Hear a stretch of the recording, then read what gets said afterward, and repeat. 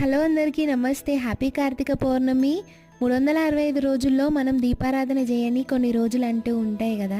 ఆ రోజులన్నీ కలిపి కూడా ఈ కార్తీక పౌర్ణమి రోజు ఉదయం సూర్యుడు రాకముందు సాయంత్రం సూర్యాస్తమయం అయిన తర్వాత కనుక శివాలయంలో కానీ తులసమ్మ ముందు కానీ ఈ 365 ఒత్తులు కాల్చడం వల్ల మనకు శివయ్య అనుగ్రహం కలుగుతుందంట.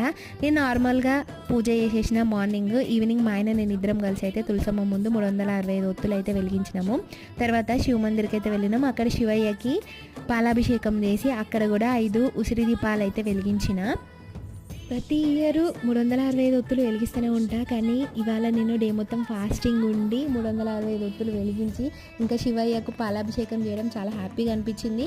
ఇక్కడ నుండి మా ఫ్రెండ్ గౌరీ నోము నోముకుందంట, అక్కడ కూడా పసుబొట్టు తీసుకొని ఇంటికి వెళ్ళిపోయినాం.